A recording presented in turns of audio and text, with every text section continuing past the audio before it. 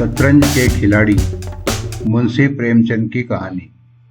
वाजिद अली शाह का समय था। लखनऊ विलासिता के रंग में डूबा हुआ था। छोटे बड़े, गरीब अमीर, सभी विलासिता में डूबे हुए थे। कोई नृत्य और गान की मजलिस सजाता था तो कोई अफीम की पिन्नक ही में मजे लेता था। जीवन के प्रत्येक विभाग में आमोद प्रमोद का प्राधान्य था। शासन विभाग में, साहित्य क्षेत्र में, सामाजिक अवस्था में, कला कौशल में, उद्योग धंधों में, आहार विहार में, सर्वत्र विलासिता व्याप्त हो रही थी। राजकर्मचारी विषय वासना में, कविगण प्रेम और विरह के वर्णन में, कारीगर कला बत्तू और चिकन बनाने में, व्यवसायी सुरमे, इत्र और मिस्सी और उपटन का रोजगार करने में लिप्त थे। सभी की आंखों में विलासिता का मत छाया हुआ था। संसार में क्या हो रहा है इसकी किसी को खबर न थी। बटेर लड़ रहे हैं, तीतरों की लड़ाई के लिए पाली बधी जा रही है। कहीं चौसर बिछी हुई है, पौ बारह का शोर मचा हुआ है। कहीं शतरंज का घोर संग्राम छिड़ा हुआ है। राजा से लेकर रंक तक इसी धुन में मस्त थे। यहाँ तक कि फकीरों को पैसे मिलते तो वे भी रोटियां न लेकर अफीम खाते या मदक पीते। शतरंज, ताश, गंजीफा खेलने से बुद्धि तीव्र होती है, विचार शक्ति का विकास होता है, पेचीदा मामलों को सुलझाने की आदत पड़ती है। ये दलीलें जोरों के साथ पेश की जाती थी। इस संप्रदाय के लोगों से दुनिया अब भी खाली नहीं है। इसलिए अगर मिर्जा सज्जाद अली और मीर रोशन अली अपना अधिकांश समय बुद्धि तीव्र करने में व्यतीत करते थे तो किसी विचारशील पुरुष को क्या आपत्ति हो सकती थी। दोनों के पास मौरूसी जागीरें थी, जीविका की कोई चिंता न थी। घर में बैठे चकोतिया करते थे। आखिर और करते ही क्या। प्रातःकाल दोनों मित्र नाश्ता करके बिसात बिछाकर बैठ जाते, मुहरे सज जाते और लड़ाई के दाव पेच होने लगते। फिर खबर न होती थी कि कब दोपहर हुई, कब तीसरा पहर और कब शाम। घर के भीतर से बार बार बुलावा आता कि खाना तैयार है। यहाँ से जवाब मिलता, चलो आते हैं। दस्तरख्वान बिछाओ। यहाँ तक कि बावर्ची विवश होकर कमरे ही में खाना रख जाता था और दोनों मित्र दोनों काम साथ साथ करते थे। मिर्जा सज्जाद अली के घर में कोई बड़ा बूढ़ा न था, इसलिए उन्हीं के दीवान खाने में बाजियां होती थी। मगर यह बात न थी कि मिर्जा के घर के और लोग उनके इस व्यवहार से खुश हो। घर वालों का तो कहना ही क्या, मोहल्ले वाले, घर के नौकर चाकर तक नित्य द्वेषपूर्ण टिप्पणियां किया करते थे। बड़ा मनहूस खेल है, घर को तबाह कर देता है। खुदा न करे किसी को इसकी चाट पड़े। आदमी दीन दुनिया किसी के काम का नहीं रहता, न घर का न घाट का। बुरा रोग है। यहाँ तक कि मिर्जा की बेगम को इससे इतना द्वेष था कि अवसर खोज खोज कर पति को लताड़ती थी, पर उनको इसका अवसर मुश्किल से मिलता था। वह सोती रहती थी, तब तक बाजी बिछ जाती थी और रात को जब सो जाती थी तब कहीं मिर्जा जी घर में आते थे। हाँ, नौकरों पर वह अपना गुस्सा उतारती रहती थी। क्या पान मांगे हैं? कह दो आकर ले जाए। खाने की फुर्सत नहीं है। ले जा कर खाना सिर पर पटक दो। खाएं चाहे कुत्ते को खिलाए। पर रूबरू वे भी कुछ न कह सकती थी। उनको अपने पति से उतना मलाल न था जितना मीर साहब से। उन्होंने उनका नाम मीर बिगाड़ू रख छोड़ा था। शायद मिर्जा जी अपनी सफाई देने के लिए सारा इल्जाम मीर साहब ही के सर थोप देते थे। एक दिन बेगम साहिबा के सिर में दर्द होने लगा। उन्होंने लौंडी से कहा, जाकर मिर्जा साहब को बुला ला, किसी हकीम के यहाँ से दवा लाए। दौड़, जल्दी कर। लौंडी गई तो मिर्जा जी ने कहा, चल अभी आते हैं। बेगम साहब का मिजाज गर्म था। इतना ताप कहाँ कि उनके सिर में दर्द हो और पति शतरंज खेलता रहे। चेहरा सुर्ख हो गया। लौंडी से कहा, जाकर कह अभी चलिए, नहीं तो वो आप ही हकीम के यहाँ चली जाएगी। मिर्जा जी बड़ी दिलचस्प बाजी खेल रहे थे। 2 ही किस्तों में मीर साहब की मात हुई जाती थी। झुंझला कर बोले, क्या ऐसा दम लबों पर है, जरा सब्र नहीं होता? मीर, अरे तो जाकर सुन ही आइए न, औरतें नाजुक मिजाज होती ही है। मिर्जा, जी हाँ, चला क्यों न जाऊं, 2 किस्तों में आपकी मात होती है। जनाब, इस भरोसे न रहिएगा, वह चाल सोची है कि आपके मोहरे धरे रहे और मात हो जाए। पर जाइए, सुन आइए, क्यों खामखा उनका दिल दुखाइएगा। इसी बात पर मात ही करके जाऊंगा। मीर ने कहा, मैं खेलूंगा ही नहीं, आप जाकर सुन आइए। मिर्जा ने कहा, अरे यार, जाना पड़ेगा हकीम के यहाँ। सिर दर्द खाक नहीं है, मुझे परेशान करने का बहाना है। मीर ने कहा, कुछ भी हो, उनकी खातिर तो करनी ही पड़ेगी। अच्छा, एक चाल और चल लूं। मीर ने कहा, हरगिज नहीं, जब तक आप सुन न आएंगे मैं मुहरे में हाथ ही न लगाऊंगा। मिर्जा साहब मजबूर होकर अंदर गए तो बेगम साहिबा ने त्योरिया बदलकर लेकिन कराते हुए कहा, तुम्हें निगोड़ी शतरंज इतनी प्यारी है, चाहे कोई मर ही जाए पर उठने का नाम नहीं लेते। नौज कोई तुम जैसा आदमी हो। मिर्जा ने कहा, क्या कहूं, मीर साहब मानते ही न थे। बड़ी मुश्किल से पीछा छुड़ाकर आया हूं। बेगम ने कहा, क्या जैसे वो खुद निकट्टू हैं वैसे ही सबको समझते हैं? उनके भी तो बाल बच्चे हैं, यह सबका सफाया कर डाला। मिर्जा ने कहा, बड़ा लती आदमी है, जब आ जाता है तब मजबूर होकर मुझे भी खेलना पड़ता है। बेगम ने कहा, दुत्कार क्यों नहीं देते? बराबर के आदमी हैं, उम्र में दर्जे में मुझसे 2 अंगुल ऊंचे, मुलाहिजा करना ही पड़ता है। तो मैं ही दुत्कारे देती हूं, नाराज हो जाए तो हो जाए, कौन किसी की रोटियां खिला देता है। रानी रूठेगी, अपना सुहाग लेगी। हरिया, जा बाहर से शतरंज उठा ला। मीर साहब से कहना, मियाँ अब न खेलेंगे, आप तशरीफ ले जाइए। मिर्जा ने कहा, हाँ हाँ, कहीं ऐसा गजब भी न करना। जलील करना चाहती हो क्या? ठहर हरिया, कहाँ जाती है? बेगम ने कहा, जाने क्यों नहीं देते? मेरा ही खून पिए जो उसे रोके। अच्छा, उसे रोका, मुझे रोको तो जानूं। यह कहकर बेगम साहबा जल्दाई हुई दीवान खाने की तरफ चली। मिर्जा बेचारे का रंग उड़ गया। बीबी की मिन्नतें करने लगे, खुदा के लिए तुम्हें हजरत हुसैन की कसम है, मेरी ही मैयत देखे जो उधर जाए। लेकिन बेगम ने एक न मानी। दीवान खाने के द्वार तक गई, पर एकाएक पर पुरुष के सामने जाते हुए पांव बंद से गए। भीतर झांका, संयोग से कमरा खाली था। मीर साहब ने 2-1 मोहरे इधर उधर कर दिए थे और अपनी सफाई जताने के लिए बाहर टहल रहे थे। फिर क्या था, बेगम ने अंदर पहुंचकर बाजी उलट दी। मोहरे कुछ तख्त के नीचे फेंक दिए, कुछ बाहर और किवाड़ अंदर से बंद करके कुंडी लगा दी। मीर साहब दरवाजे पर तो थे ही, मुझे बाहर मोहरे बाहर फेंके जाते देखे। चूड़ियों की झनक भी कान में पड़ी। फिर दरवाजा बंद हुआ तो समझ गए बेगम साहिबा बिगड़ गई। चुपके से घर की राह ली।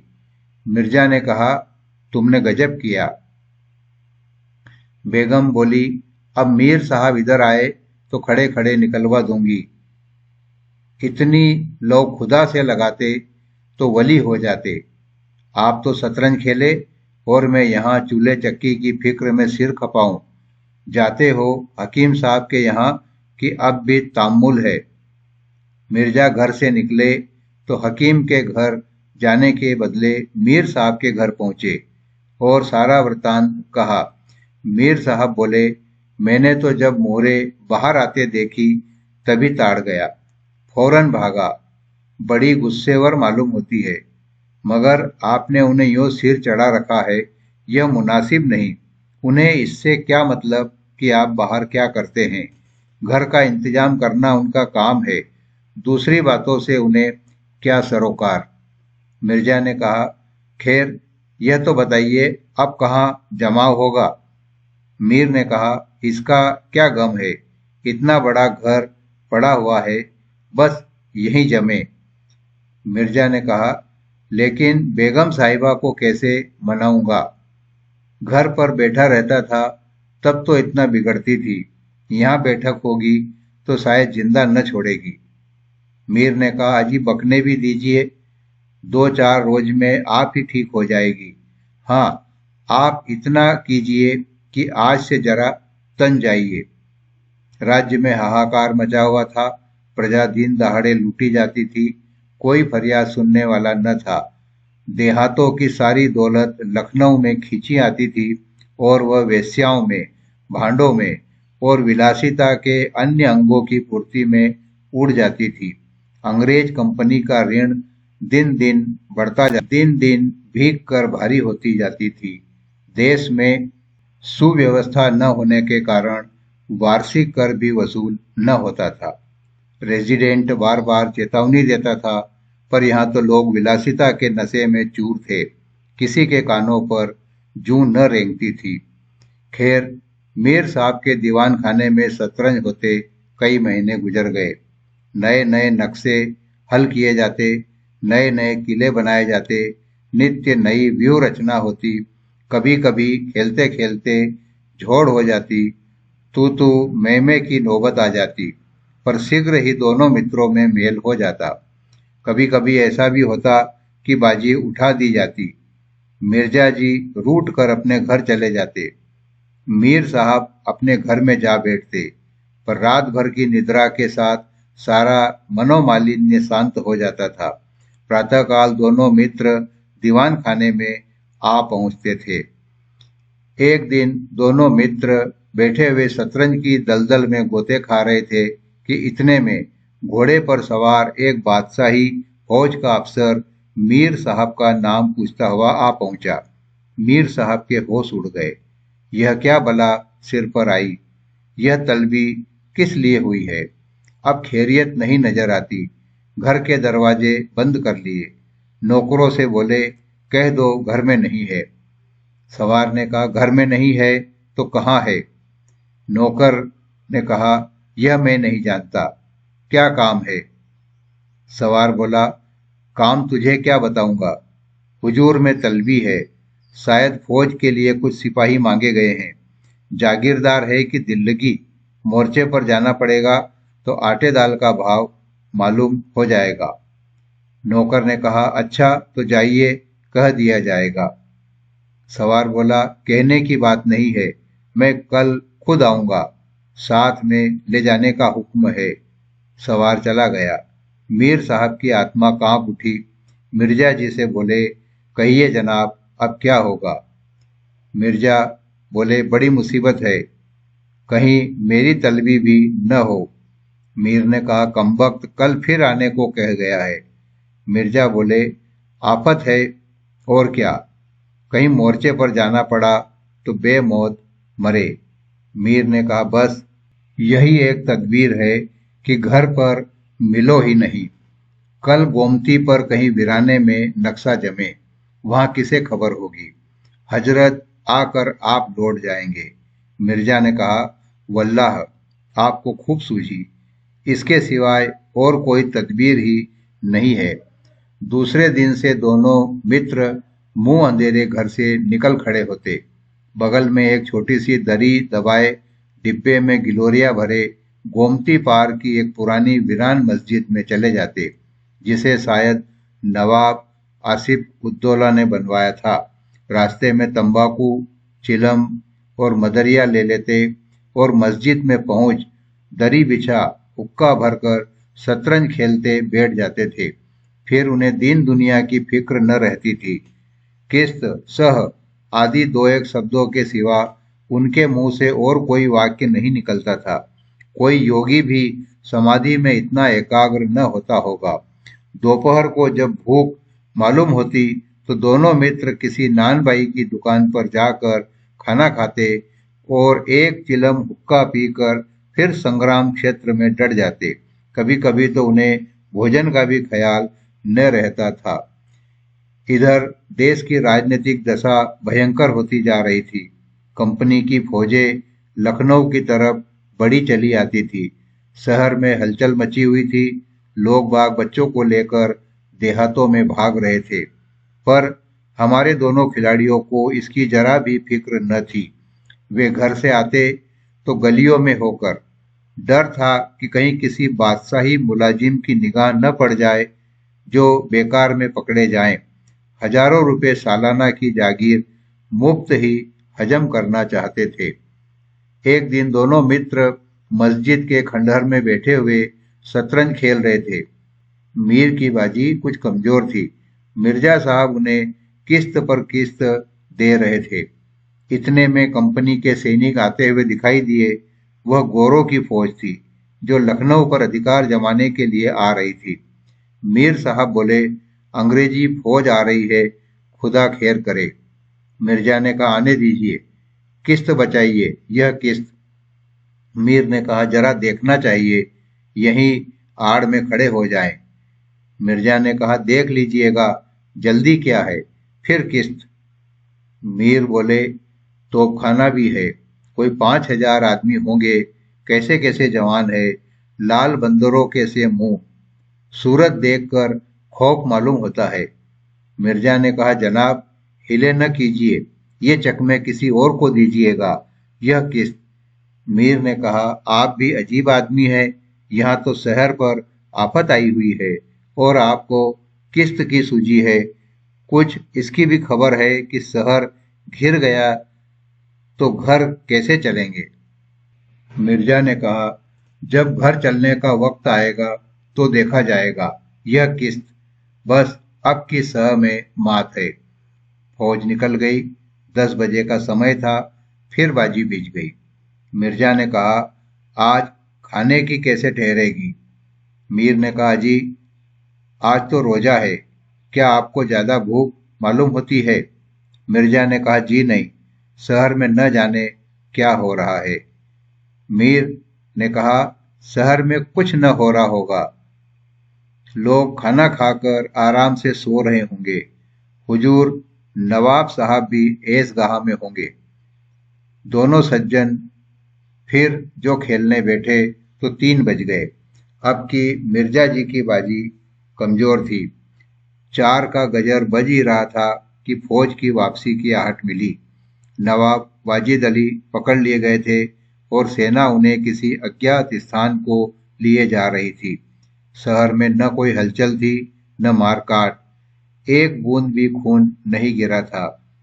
आज तक किसी स्वाधीन देश के राजा की पराजय इतनी शांति से, इस तरह खून बहे बिना न हुई होगी। यह वह अहिंसा न थी जिस पर देवगण प्रसन्न होते हैं। यह वह कायरपन था जिस पर बड़े बड़े कायर भी आंसू बहाते हैं। अवध के विशाल देश का नवाब बंदी चला जाता था और लखनऊ ऐश की नींद में मस्त था। यह राजनीतिक अधःपतन की सीमा थी। मिर्जा ने कहा, हुजूर नवाब साहब को जालिमों ने कैद कर लिया है। मीर ने कहा, होगा, यह लीजिए सब। तब मिर्जा ने कहा, जनाब जरा ठहरिए, इस वक्त इधर तबीयत नहीं लगती। बेचारे नवाब साहब इस वक्त खून के आंसू रो रहे होंगे। मीर बोले, रोया ही चाहे, यह ऐश वहां कहाँ नसीब होगा, यह किस्त। मिर्जा ने कहा कि किसी के दिन बराबर नहीं जाते, कितनी दर्दनाक हालत है।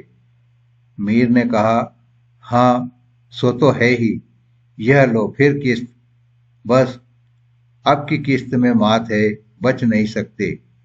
मिर्जा ने कहा, खुदा की कसम आप बड़े बेदर्द हैं, इतना बड़ा हादसा देखकर भी आपको दुख नहीं होता। हाय गरीब वाजिद अली साहब। मीर ने कहा, पहले अपने बादशाह को तो बचाइए, फिर नवाब साहब का मातम कीजिएगा। यह किस्त और यह मात, लाना हाथ। बादशाह को लिए हुए सेना सामने से निकल गई। उनके जाते ही मिर्जा ने फिर बाजी बिछा दी। हार की चोट बुरी होती है। मीर ने कहा, आइए नवाब साहब के मातम में एक मरसिया कह डालें। लेकिन मिर्जा की राजभक्ति अपनी हार के साथ लुप्त हो चुकी थी। वे हार का बदला चुकाने के लिए अधीर हो रहे थे। शाम हो गई। खंडहर में चमगादड़ों ने चीखना शुरू किया। अबाबिले आ आकर अपने अपने घोंसलों में चिमटी, पर दोनों खिलाड़ी डटे हुए थे, मानो दो खून के प्यासे सूरमा आपस में लड़ रहे हो। मिर्जा 2-3 बाजियां लगातार हार चुके थे। इस चौथी बाजी का रंग भी अच्छा न था। वो बार बार जीतने का दृढ़ निश्चय कर संभल कर खेलते थे, लेकिन एक न एक चाल ऐसी बेढब आ पड़ती जिससे बाजी खराब हो जाती थी। हर बार हार के साथ प्रतिकार की भावना और भी उग्र होती थी। उधर मीर साहब मारे उमंग के गजले गाते थे, चुटकियां लेते थे, मानो कोई गुप्त धन पा गए हो। मिर्जा जी सुन सुनकर झुंझलाते और हार की झेप को मिटाने के लिए उनकी दाद देते थे। पर ज्यों ज्यों बाजी कमजोर पड़ती थी, धैर्य हाथ से निकल जाता था। यहाँ तक कि वो बात बात पर झुंझलाने लगे, जनाब आप चाल बदला न कीजिए। यह क्या कि एक चाल चले और फिर उसे बदल दिया। जो कुछ चलना हो एक बार चल दीजिए। यह आप मोहरे पर हाथ क्यों रखते हैं? मोहरे को छोड़ दीजिए। जब तक आपको चाल न सूझे मोहरा छुइए ही नहीं। आप एक एक चाल आधे घंटे में चलते हैं, इसकी सनद नहीं। जिसे एक चाल चलने में 5 मिनट से ज्यादा लगे उसकी मात समझी जाए। फिर आपने चाल बदली, चुपके से मोहरा वहीं रख दीजिए। मीर साहब का फर्जी पिटता था। बोले, मैंने चाल चली ही कब थी? मिर्जा ने कहा, आप चाल चल चुके हैं, मोहरा वहीं रख दीजिए, उसी घर में। मीर ने कहा, उस घर में क्यों रखूं? मैंने हाथ से मोहरा छोड़ा ही कब था? मिर्जा बोले, मोहरा आप कयामत तक न छोड़े तो क्या चाल ही न होगी? फर्जी पीटते देखा तो धांधली करने लगे। मीर ने कहा, धांधली आप करते हैं। हार जीत तकदीर से होती है, धांधली करने से कोई नहीं जीतता। मिर्जा ने कहा, तो इस बाजी में तो आपकी मात हो गई। मीर ने कहा, मुझे क्यों मात होने लगी? मिर्जा ने कहा, तो आप मोहरा उसी घर में रख दीजिए जहां पहले रखा था। मीर बोले, वहां क्यों रखूं? नहीं रखता। मिर्जा ने कहा, क्यों न रखिएगा, आपको रखना होगा। तकरार बढ़ने लगी। दोनों अपनी अपनी टेक पर अड़े थे। न यह दबता था न वह। अप्रासंगिक बातें होने लगी। मिर्जा बोले, किसी ने खानदान में शतरंज खेली होती तब तो इनके कायदे जानते। वे हमेशा घास छीला करते थे। आप शतरंज क्या खेलिएगा? रियासत और ही चीज है। जागीर मिल जाने से ही कोई रईस नहीं हो जाता। मीर ने कहा, क्या? घास आपके अब्बा जान छीलते होंगे, यहाँ तो पीढ़ियों से शतरंज खेलते चले आ रहे हैं। मिर्जा ने कहा, जी जाइए भी। गाजी उद्दीन हैदर के यहाँ बावर्ची का काम करते करते उम्र गुजर गई। आज रईस बनने चले हैं। रईस बनना कुछ दिल्लगी नहीं है। तब मीर ने कहा, क्यों अपने बुजुर्गों के मुंह में कालिक लगाते हो? वे ही बावर्ची का काम करते होंगे। यहाँ तो हमेशा बादशाह के दस्तरख्वान पर खाना खाते चले आए हैं। मिर्जा बोले, अरे चल चरकट्टे, बहुत बढ़ चढ़कर बातें न कर। तब मीर ने कहा, जवान संभालिए वरना बुरा होगा। मैं ऐसी बातें सुनने का आदी नहीं हूं। यहाँ तो किसी ने आंख दिखाई कि उसकी आंखें निकाली है हौसला। तब मिर्जा ने कहा, आप मेरा हौसला देखना चाहते हैं तो फिर आइए, आज 2-2 हाथ हो जाए, इधर या उधर। मीर ने कहा, तो यहाँ तुमसे दबने वाला कौन है? दोनों दोस्तों ने कमर से तलवारें निकाल ली। नवाबी जमाना था, सभी तलवार, पेश कब्ज, कटार वगैरह बांधते थे। दोनों विलासी थे पर कायर न थे। उनमें राजनीतिक भावों का अधःपतन हो गया था। बादशाह के लिए, बादशाहत के लिए क्यों मरे, मगर व्यक्तिगत वीरता का अभाव न था। दोनों जख्म खाकर गिरे, दोनों ने वहीं तड़प तड़प कर जाने दे दी। अपने बादशाह के लिए जिनकी आंखों से एक बूंद आंसू न निकला, उन्हीं दोनों प्राणियों ने शतरंज के वजीर की रक्षा में प्राण दे दिए। अंधेरा हो चला था, बाजी बिछी हुई थी। दोनों बादशाह अपने अपने सिंहासनों पर बैठे हुए मानो इन दोनों वीरों की मृत्यु पर रो रहे थे। चारों तरफ सन्नाटा छाया हुआ था। खंडहर की टूटी हुई मेहराबें, गिरी हुई दीवारें और धूल धूसरित मीनारें इन लाशों को देखती और सिर धुनती थी।